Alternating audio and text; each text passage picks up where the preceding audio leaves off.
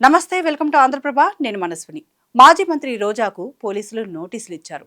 ఈ నెల 30న విచారణకు హాజరు కావాలని చిత్తూరు జిల్లా నగిరిలో రోజాకు తిరుపతి ఈస్ట్ పోలీసుల నోటీసులు అందజేశారు.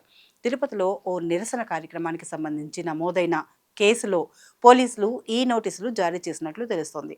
ఈ నెల 30న విచారణకు హాజరు కావాలని, ఒకవేళ హాజరు కాని పక్షంలో బిఎన్ఎస్ఎస్ సెక్షన్ 35(3) కింద అరెస్ట్ చేయాల్సి వస్తుందని నోటీసుల్లో పేర్కొన్నారు. రాజకీయ కక్ష సాధింపుతోనే తనపై అక్రమ కేసులు పెట్టి నోటీసులు జారీ చేశారన్నారు రోజా.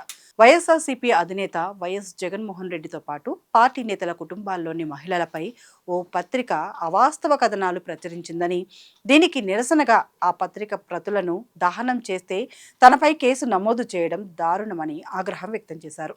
ప్రజాస్వామ్యంలో శాంతియుతంగా నిరసన తెలిపే రాజ్యాంగబద్ధమైన హక్కు ప్రతి పౌరుడికి ఉందన్నారు రోజా.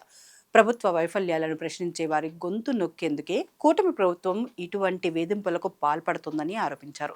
ఈ బెదిరింపులకు, అక్రమ కేసులకు వైఎస్ఆర్సీపీ భయపడదని, ప్రజల పక్షాన తమ పోరాటం సాగుతుందని అన్నారు. మాజీ మంత్రి రోజాతో పాటు మాజీ ఎమ్మెల్యే భూమన కరుణాకర్ రెడ్డికి కూడా తిరుపతి పోలీసులు నోటీసులు జారీ చేశారు.